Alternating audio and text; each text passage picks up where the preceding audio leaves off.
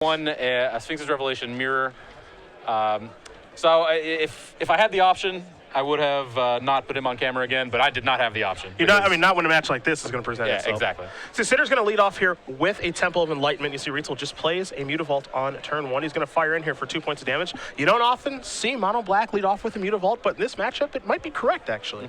And you have to imagine that at this point, Paul knows what matchup he's dealing with. He leads with Mutavault so he can get the swing in. Does not have Thoughtseize to open up, does not have Pack Rat to open up, but gets the attack.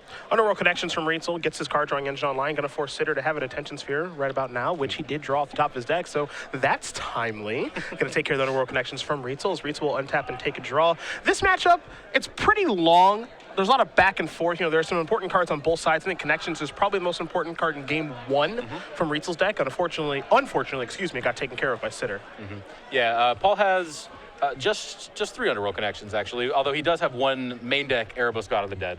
That's basically functioning as his 4th Underworld Connections. He has the actual 4th Underworld Connections in his board.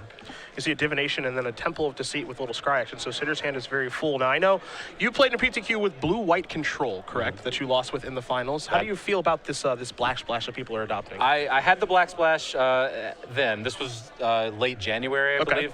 At the time, it was Tamaharo Saito Tech. It has since been adopted by literal everyone, as Tamaharo Saito Tech tends to do. This is true. Yeah, I wholeheartedly endorse the Black Splash. Although Ricky's Black Splash is lighter than most. Well, I've got his deck list in front of me. The Black Splash, it looks like it's just for Doomblade, where I saw, and he's got a Blood Bear in his sideboard as well, but I saw a version Sam Pardee was playing where he just splashing just for Thoughtseize. So some players are kind of dabbling in what they want to splash for. His Attention Sphere takes care of Nightveil Spectre. Yeah, Ricky had 0 main deck black cards and just some Doomblades. Not just some Doomblades.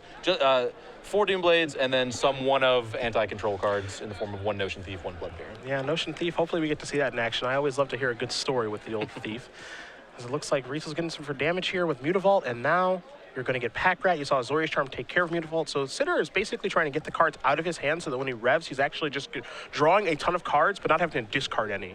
I think that's the key. Just exchanging resources pretty much as fast as he can. Now he's going to play an Elspeth on what is a relatively empty board. My question for you, how do you feel about Elspeth against Mono Black? It is a fantastic card. It has gotten worse because of Bile Blight, but it used to be the most reliable way to stabilize. It frequently draws Hero's Downfall, but it demands Hero's Downfall. If Paul does not have it, which in fact he does not, then it's going to take over the game. It not only blocks Pack Rats for days, it actually answers Pack Rat ultimately. Looks like Paul can... I started to say Paul can attack for 4, but he plays that second Mutavault. That lets him actually knock Elspeth out. It's actually a perfect turn from Paul. He Bioblights the tokens away, plays the Mutavault that was Azorius Charmed, fires up his other Mutavault, going to turn Pack Rat into a 3/3. His Mutavaults are rats, and then Mutavault itself will do the last 2 points of damage, so Rietzl's actually able to take care of that Elspeth without having to really exchange any resources on his end, because Bioblight's not going to play a huge role in this matchup anyway, so using that essentially to take care of Elspeth is a pretty good trade.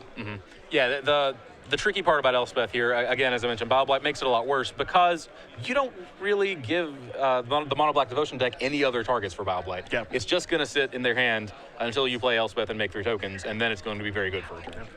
Sidher's going to go down to 8, playing a Hollow Fountain, passing the turn back. I've played blue-white control a little bit, and I've played against it a lot. And Paul is a 4-time Pro Tour top 8 competitor and a Pro Tour champion. So I think he knows that there's a revelation on the horizon here. For sure. He just wants to be able to get as much damage across as he can right now in the face of that Sphinx's Revelation. Yeah, now that Revelation is going to... I can't actually see how many lands. I believe it's going to be for 4. Yeah, it'll be for 4. Yeah. So Paul has to assume that after Revelation resolves, Ricky is going to have an answer of some kind to these Pack Rats. So this is a lethal attack right now. You've got the Rat, which is going to be a 4/4. 1 from the Rat itself, 2 from the Mutavaults, and then the 1 from the Rat token, and then Mutavaults are obviously 2/2, so you're going to get an 8-point attack. Once this Revelation resolves and damage is dealt, Sidher's going to stabilize at 4 life. So Sidher, we know he has an answer to that Pack Rat already in the form of an Attention Sphere. They just drew another one. So he actually, sitting at 4 against 2 Mutavaults, needs to find both an answer to the Pack Rat and a way to not die to those Mutavaults. It looks like he already had that in the form of Elixir of Immortality. The 5 life would keep him alive for at least 1 turn.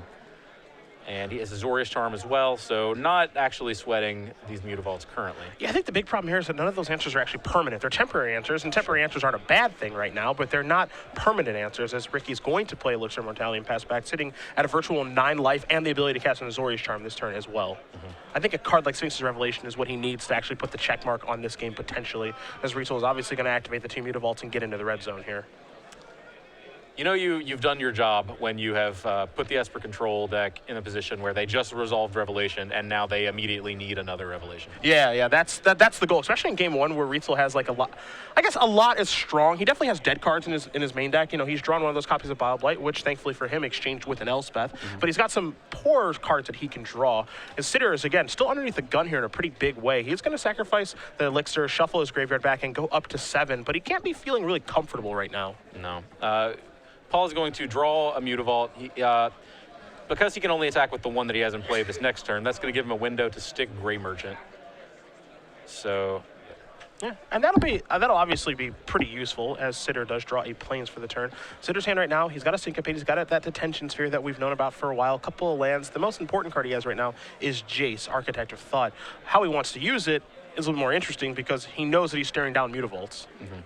Yeah, if I'm Ricky here, I think I'm going to uptick the Jace this turn. Potential for a Hero's Downfall could be a little scary. Now, I mean, we know that Paul's card in his hand is a Grey Merchant. I guess he's got the Syncopate to cover Hero's Downfall, so he's okay actually in that situation. Yeah, he has to worry about the one card in hand. He does not have to worry about the top of Paul's deck this turn. He knows that it's a Mutavault. Okay. So he is. It looks like he's going to downtick though. All right. Well, we'll see what 3 cards are coming. There's a Divination. That's a Last Breath. That's a Supreme Verdict. I think Last Breath of those 3 cards is the most important. For sure. Yep, you see Paul's going to split it that way. Paul feels the same.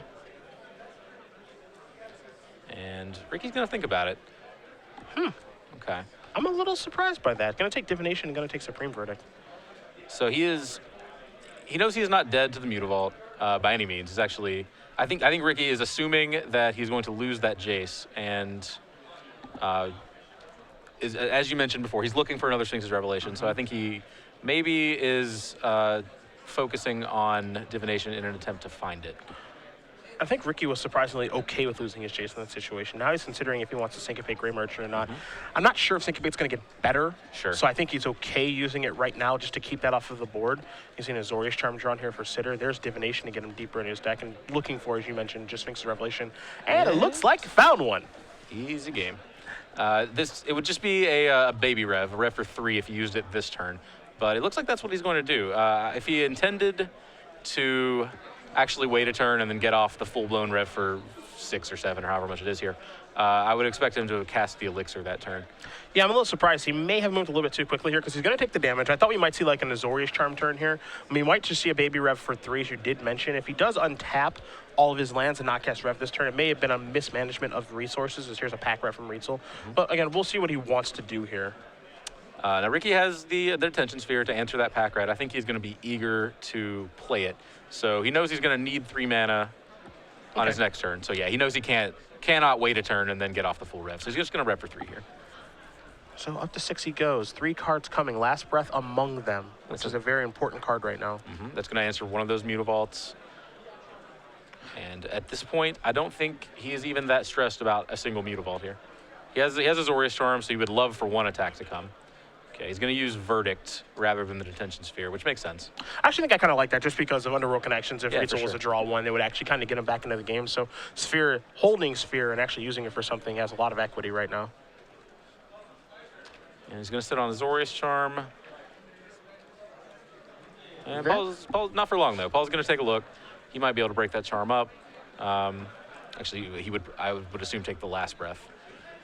It's actually a pretty good Thoughtseize right now. Yeah, you know, it's not the best card in the world, but given the situation that Paul's in, he would definitely like the information to be able to take care of one of these cards, because I think if Paul doesn't draw Thoughtseize, he's just going to go fire at Mutavault. One's going to get Charmed, the other one is going to get Last Breath, and then it's a disaster for him. Absolutely. So this isn't so bad. Yeah, he's going to be at least applying pressure, at least getting damage through. He's making kind of negative headway here. He's going to deal 2 damage, but Ricky's going to gain 5 this turn. But past that, those Mutavaults actually, Ricky's out of answers and out of gas. So that's not the worst spot.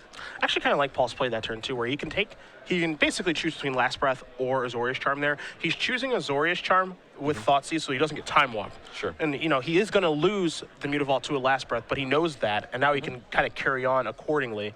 For Paul right now, he's just kind of trying to hope to fade some draw steps. He doesn't want to see an Elspeth show up. Jace is a little bit scary. Sure. Revelation is obviously a nightmare. There is a Jace off the top there for Sidher, so that's going to go down. This is a Watery Grave, an Elspeth, and a Jace. So those cards that I mentioned he doesn't want to see, well, we just saw a bunch of them. Sure. Yeah, Jace was one he did not want to see because it finds more cards he doesn't want to see. Ricky's going to take the Elspeth. That's going to protect the Jace and itself. So Paul needs to find a solution pretty quickly here. Paul basically, with the Thoughtseize last turn, was choosing, would I rather have a random card than a second Mutavault? Paul said he would rather have a random card. And he now, in the face of this Elspeth, which he knows is coming, he needs that random card to be likely Hero's Downfall here. Yeah. It's going to have to be a string of cards now, I think, because Jace is going to threaten to draw more cards. It is a Hero's Downfall. All right, well, let's play some Magic. Not a bad draw. Yeah, Hero's Downfall, again, probably his best draw, but not even that good here. It's going to answer the Elspeth. Ricky's still going to have those tokens to defend his Jace. Jace is going to get to work. Yeah, I think it's a situation where Hero's Downfall is the card that keeps him in the game. Yeah, for sure. It's obviously not the card that's going to win him the game, but it's going to keep him in the game, which is very important. And that's an Aetherling. Well. Okay. Well, okay. Jace is going to tick up now. Trading some very effective draw steps I here. see why everyone likes this deck. Yeah. Make it look like this. Paul's going to draw a copy of Temple of Silence. He's going to play that. He's going to scry. See what the Pro Tour Amsterdam champion can find. Now, I said that Hero's Downfall, the card he needed to answer Elspeth. I don't know what he needs to answer Aetherling. A hope and a prayer, Yeah. I think, is what it's going to take. And even that might not be good enough. Yeah, I don't think it is here. He's strongly considering this top card here. I guess Packrat might be, although, well, no, he knows that Ricky has his Attention Sphere in hand, so even that's not going to do it. So Elixir's going to shuffle and go up to 9. So as Ricky does shuffle his deck here and take his turn, the version that you were playing, that you lost in the finals of the PTQ with, Elixir or no? I did not have Elixir. Okay. Elixir is one of those cards that I can recognize that it is powerful, but it's just not the way I want to play Magic. Okay. It's very Kunio-esque. I like to try to get my opponent dead. I don't want to put them into submission. Definitely. I'm a strong proponent of proactivity. He's going to attack here with Elspeth tokens and Aetherling. Mutavault's going to be blocking duty. Last Breath says, I don't think so. Paul, you can have 4 more life, but your Mutavault's out of the way. And now we'll see if he's going to get some pumps here, but Sidher's definitely in the driver's seat this game now. Yeah, it is mostly academic from here. Looks like we're going to maybe see some pumps with Aetherling. He doesn't need to blink it out, obviously. And the last 2 cards there in Sidher's hand are a Detention Sphere and a Supreme Verdict. So he's got connections covered. He's got a card like Packrat covered. Really closing a lot of windows this game is Ricky. I'm not sure what string of draws Paul can have because the closing speed is really good for him right now, too. Yeah, for sure. Paul could runner, Gray Merchant. I think might do it. Ricky would have a window to Detention Sphere the first one. Okay. All right. That's step 1. Yeah. You found it. Sure. Well, to be fair, I don't even know if that's good enough. Yeah. I'm spitballing here. That's something that does things. Ricky is at 7, so that you kind of have to start long ranging at this point.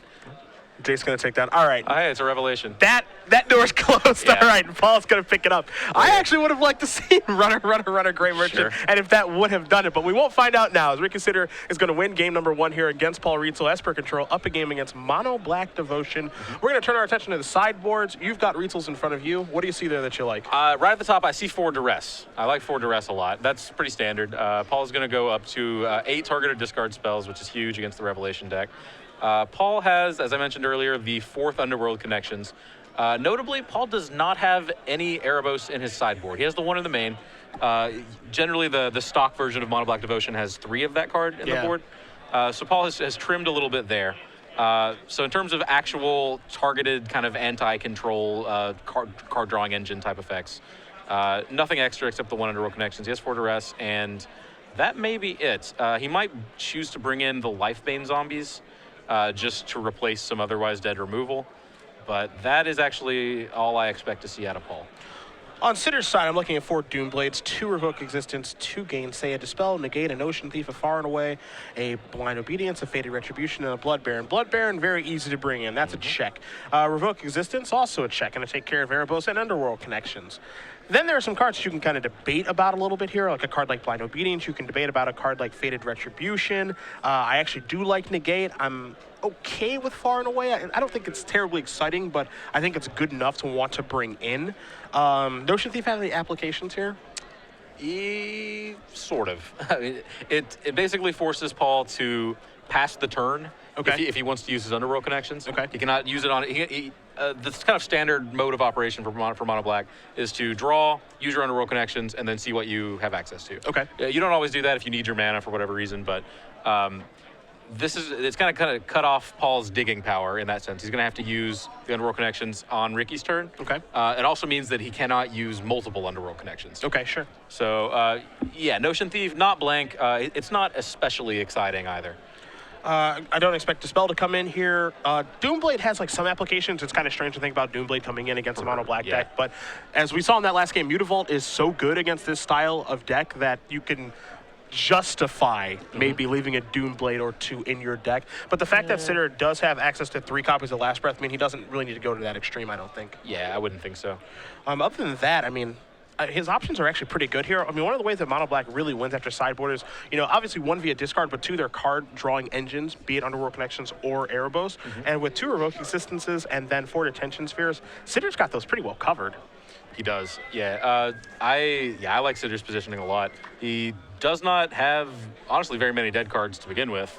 And he's going to get a chance to replace, presumably, the 2 Azorius Charms. I'm not sure about Elixir. As we just mentioned before, I didn't play it.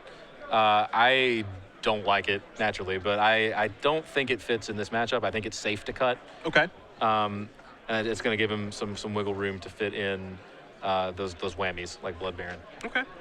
Well, we'll see how he opts to go here as we're going to start game number 2 here shortly. But if you guys are just joining us, Cedric Phillips, Andrew Shrout, here in the booth. Star City Games Open Series is in Los Angeles 1 week before our first invitational of the year in Charlotte, where obviously you'll be joining us along with Nick Miller, Patrick Sullivan, Osa Lebedovich, and the rest of the Star City Games Live crew.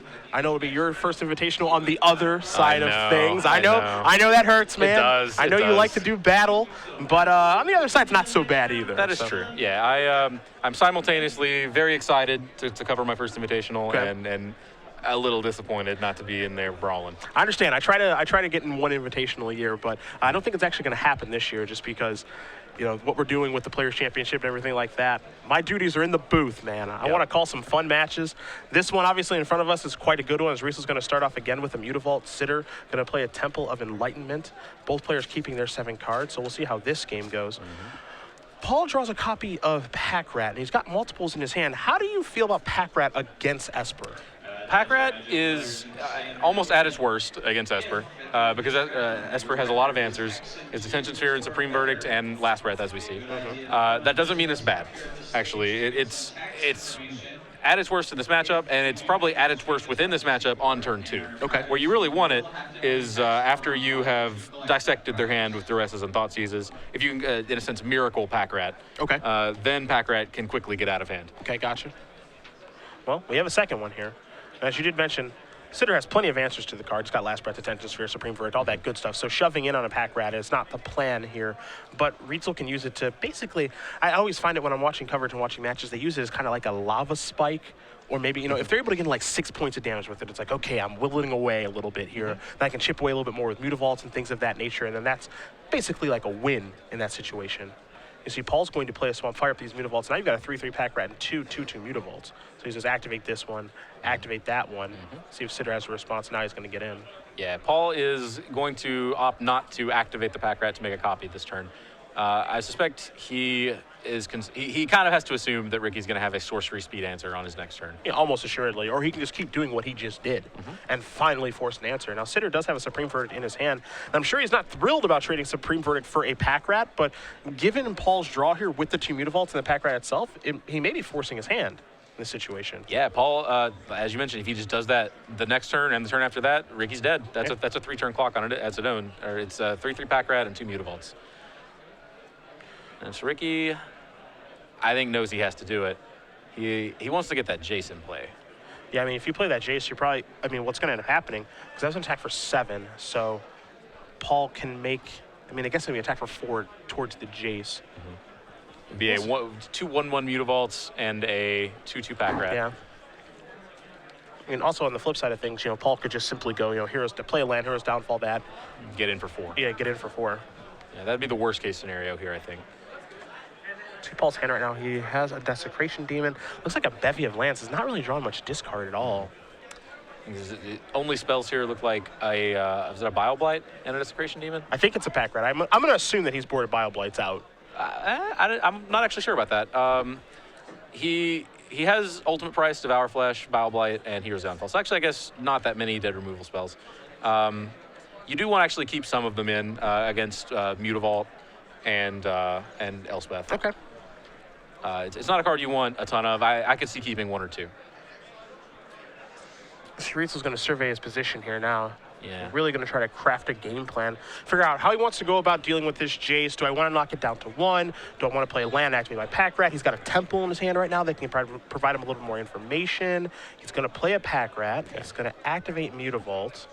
He's going to play a Swamp. He's going to activate the other Mutavault, so this should be enough to get it off the table, right? Because you've got an attack here from this Pack Rat is a 1, 2, 3. That's a 4. And then Mutavault is a 2. So that's going to go down to 1? Doesn't look like enough. It's a 4/4, yeah, 3/4 Pack Rat and 1/2 Mutavault. Okay. Wonder if that's a misstep by Rietzl. It feels like it is, actually. Yeah. Because he could have done the same amount of damage to Jace by simply activating both his Mutavaults. Yeah, and then now he's out of Pack Rat, so maybe a misstep there. As here is a Temple. Top card's going to go to the bottom past the turn back. Now, he can't obviously finish off Jace with those 2 Mutavaults, but that's probably just his whole turn. Here's a Temple. His alternative is just his Slam Desecration Demon here, and I don't feel like that does much. So. Yeah, me either. And so now we're going to fire at Mutavaults. In we go. There goes Jace. So he's finally gotten that off the table. Sidher going to quickly draw a card here. Now these Mutavaults, secretly the key to this matchup. Other than unless you can get some kind of card drawing engine unchecked, then you've really got to just nickel and dime them with Mutavaults. That's what Paul is looking to do here. Divination draws 2 cards. He's into another Divination. Sidher has not played a land yet this turn. He's got plenty of them in the grip. Looks like he's going to play Temple of Enlightenment. Take a look. Has the option of double Divination this turn. I believe that would put him over 7, so he's going to slow roll that a little. See him really giving some thought here to this try. He's going to leave that on top. Never a great feeling if you're the other player. Rietzl's going to draw a card for the turn. Again, he's drawn a lot of lands and not much discard. It looks like he picked up a Thoughtseize this turn, so he's going to fire that off. First discard spell of the game. Again, Paul likely has all 8. Almost certainly all 8 after board, so. This is a good time to draw one because Revelation was in Sidher's hand. Now, we don't know the top card of his deck, but given what we can see out there in his hand of Divination and 3 lands, all right, he's doing okay, is Rietzl. I'm not sure what that top card is. I wouldn't be surprised if it was another Rev, but that's a step in the right direction. For sure. Yeah, another Rev, maybe something like an Elspeth or a Blood Baron. If it's not another Rev, it would be something slammable here, you know? Just something to really kind of put the screws to Paul. Mutavaults are going to trade, and now here's a Desecration Demon. Yeah, Ricky has plenty of lands to spare. Oh, okay. It's okay. A verdict. A little surprised by that. That's not one of the cards I'd expect to be on top right there. That is odd. Ricky had the card draw already in hand, so he maybe is just thinking, well, I need to... Paul is going to present a threat at some point. I would like to have the answer already there. So here's an attack for 2, and Rietzl draws a copy of Nightveil Spectre. As you mentioned, Mutavault's just going to keep chipping away. That's what it does in this matchup. It is the secret, as you put it, in this game. Sidher draws a card for the turn. That's a Divination. He needs to find something that's going to be useful. Has to answer this Nightveil Spectre. If you're going to chip away with something, Nightveil Spectre, one of the better cards to chip away with. It looks like Sidher has another Divination in hand, so he's going to tap out. So Nightveil Spectre's going to get a hit. 1, 2. Supreme Verdict. Sidher's hand right now is 5 lands and a Supreme Verdict. One of those 7 remaining discard spells would be huge for Paul here. Let's see what Rietzl draws for the turn. That's a Gray Merchant. That's not so bad either. No, it's not. Fire up Mutavault, get in here for 4. This attack's going to put Sidher down to 7. And Paul does have the land in hand. He will be able to cast that Gray Merchant. Hitting a D-Sphere is actually pretty good there. Definitely. Gray Merchant is going to put Sidher down to 2, and now Sidher's in a rock and a hard place. He's got to deal with the creatures that are on the table and the Mutavault that's back. Now, we know he has the answer with Supreme Verdict. I think he just drew a Last Breath. Oh, baby, well. and a Mutavault, too. Oh, boy. All right, so Supreme Verdict going to be a 2-for-1. So Paul, out of gas, smells blood with that Mutavault, but Ricky actually has the method of staying alive on board. Yeah.